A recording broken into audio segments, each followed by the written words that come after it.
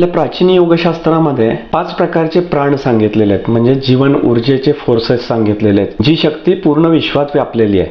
ही ऊर्जा प्रामुख्याने 5 प्राणवायूंमध्ये विभागलेली आहे आणि त्याच्या प्रत्येकाची स्वतःची अशी वैशिष्ट्ये आहेत. ह्याच्यामध्ये पहिला आहे प्राणवायू, जो श्वासोच्छ्वास आणि शरीरातील सर्व ऊर्जाच्या नियंत्रणासाठी वापरला जातो.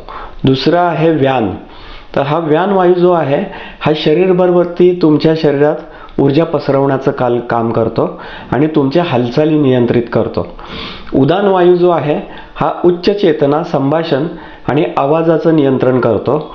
समान वायू जो आहे हा पचनाचं संतुलन करणे आणि ऊर्जा समन्वय करणं किंवा त्याला नियंत्रित करण्याचं काम करतो. आणि सगळ्यात शेवटचा जो वायू आहे त्याचं नाव आहे अपान. तर हा अपान वायू शरीरातील मलमूत्राचं विसर्जन करण्यासाठी आणि शरीरामधलं सगळ्या गोष्टी शुद्ध करण्यासाठीच्या भूमिका तो बजावतो आणि ऊर्जेचं नियंत्रण करतो. योगी या 5 प्राणवायूंचं ज्ञान आणि नियंत्रण साधून शरीर आणि मन या दोन्हींना तंदुरुस्त ठेवत असतात.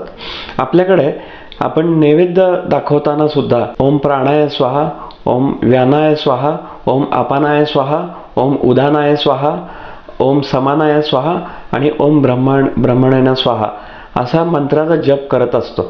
याच्या मागचं शास्त्र असं आहे की मी हे पंचप्राण अर्पण करून, मी पंचप्राणाला साक्षी ठेवून किंवा पंचप्राणाद्वारे अर्पण करून मी तुला हा नैवेद्य अर्पण करत आहे, असा हा त्याच्या मागचा अर्थ आहे.